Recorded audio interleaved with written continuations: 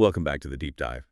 Today, we're zeroing in on something that's really captured the market's imagination lately. It's the Chain Opera AI token, or COAI. Yeah, it's got that potent mix, doesn't it? AI, Yeah, blockchain. It's almost instant buzz. exactly. You put those two together, and people pay attention. There's a ton of hype around COAI, but you know us.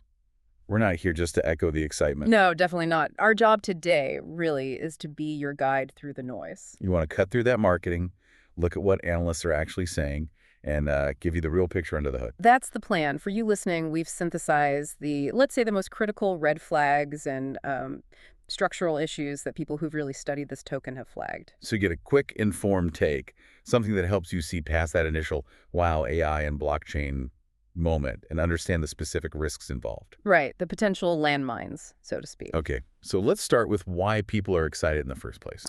Because you have to admit, the vision for COAI is, well, it's pretty cool. Oh, definitely. The sources really highlight that cool factor. It's all about merging AI and blockchain in these really ambitious ways. Things like co-ownership of AI agents, Yeah. decentralized compute. I mean, it sounds like the future, building this global open AI system. It is a very compelling narrative, and the CEDO AI token itself, according to the white paper, is meant to be the core utility token. Right, the glue that holds it all together. Exactly. It's designed to link up everyone involved, the users, the developers building models, the people providing the computing power, everyone in that ecosystem. So it powers the whole machine, manages incentives, governance. It's a classic Web3 token structure. Precisely. That's the theory behind it. But what's really interesting and maybe a bit surprising is how quickly let's say, the established crypto world has kind of validated this hype. You mean the exchange listings? Yeah, exactly. It's not just trading on some obscure DAX. We're talking major platforms getting involved. Yeah. And that's really crucial context. The biggest example, of course, is Binance listing COAI. That immediately gives it huge visibility, massive liquidity, access to millions of potential traders. That's a big signal. But then you look closer. Right. The signal gets, well, a lot louder, maybe more like an alarm bell, when you see how they're letting people trade it. You're talking about the leverage. Yes. Specifically, the fact that Binance offers up to 50 times 50x futures trading on this token. 50 times leverage on a brand new, highly conceptual token like this. I mean, that sounds inherently destabilizing, doesn't it? It absolutely pours gasoline on the fire. And this is something you really need to grasp if you're watching COAI. That 50x means a trader can control $50 worth of the token for every $1 they actually put down. Which magnifies everything gains and losses. Dramatically. It accelerates everything. It means tiny price movements can lead to huge profits, or more often with high leverage, almost instant liquidations. Wiped out. So it's this weird contradiction. A major exchange lists it, which lends some legitimacy. Right, implied legitimacy. But then they slap the highest possible risk accelerator on it. It's like saying, yeah, it's listed, but treat it like a casino chip. That's a good way to put it. That level of leverage tells you exactly how the market, or at least the exchanges facilitating the market, view this asset as extremely volatile and primarily for speculation, not stable value. Okay, let's unpack this then. Yeah. Because the hype is one thing, the exchange listing is another. But when analysts actually started digging into the tokenomics, the structure, well, that's where the serious warning signs popped up. Yes, and the biggest one, the most fundamental structural risk analysts flagged, is about who holds the tokens. Concentration. Massive whale concentration. This is the #1 red flag. Some analysis tracking the wallets suggests that nearly half, like close to 50% of the top CAAI wallets might actually be controlled by just one entity. Wow, okay, hold on. Nearly half the supply potentially in one pair of hands. How does that even happen? And wouldn't an exchange like Binance look at that before listing? Well, listing primarily provides liquidity and access. It's not necessarily a deep audit of the token distribution's integrity, unfortunately. And that's the core contradiction here, isn't it? How so? The whole point of Chain Opera AI, the whole marketing pitch, is decentralized co-ownership. But if one entity controls nearly half the tokens, well, it's not really decentralized in practice, is it? Functionally, it's centralized ownership. That completely cuts the legs out from under the main selling point. So what are the real-world risks if one entity holds that much sway? The risks are significant. First, governance. If they control that many tokens, they can potentially dominate any vote on the project's future direction. But maybe more immediately dangerous is the market impact. You mean they could just dump their bags? Exactly. If that entity decides to sell even a small portion of their holdings, they could crash the price, just flood the market. It creates this huge potential for manipulation. They could orchestrate pumps, dumps. They have the power to move the market significantly. It's a massive red flag, like you said. Yeah. And this isn't just theoretical, right? This structural issue seems directly linked to the market behavior we've already seen. Absolutely. The sources point this out clearly. This concentration risk is happening alongside and probably contributing to the extreme volatility the token has already exhibited. Define extreme. Yeah. What have analysts seen? They're using terms like wild volatility. We're talking parabolic spikes straight up, followed by really deep crashes, massive price swings back and forth in short periods. Looking at the chart is apparently like watching an EKG during a heart attack. Okay, so let's connect the dots. We have potentially one giant whale controlling nearly half the supply. Yes. And the market is supercharged with 50x leverage available. Right. So if that whale even sneezes, the leverage acts like a massive amplifier, causing chaos for everyone else. That's precisely the danger. The whale concentration and the high leverage are like a toxic cocktail. Any move by that large holder, even a relatively small sell-off, or a coordinated move to push the price slightly could trigger a cascade of liquidations among those high leverage traders. Creating a downward A spiral. potentially devastating one. And who benefits? Maybe the whale, who can withstand the volatility or even profit by shorting into the chaos they helped create. It really stacks the deck against the average trader. Man.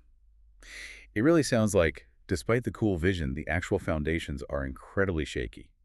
Which brings us to the third major warning sign analysts flagged, the tech itself. Yeah, the technological skepticism. It loops back to the vision versus reality. The sources are quite clear. The idea of a fully functioning, scalable, decentralized AI network is exciting, definitely. But Yeah. there's just not yet clear proof that it's actually working effectively at scale right now. There's a gap between the white paper promises and the current demonstrable reality of the infrastructure. So people are basically trading on faith, betting that the ambitious tech roadmap will eventually deliver, even though it hasn't yet. That seems to be a large part of it. You're investing in potential, in the vision, not necessarily in a proven, fully operational system today. And whenever you have that gap, that reliance on future promises. Valuations get subjective, volatility goes up. Exactly. The price is volatile, partly because there's no solid, widely adopted functioning technology to really anchor its value. It's driven more by sentiment and speculation on that future potential. Okay, so summing up these warnings. Massive potential concentration of ownership, wild price swings amplified by leverage, and the core technology still seems unproven at scale. This leads to the really blunt question some analysts asked. Is COAI just a scam? Yeah, it's the question that inevitably comes up with these kinds of red flags.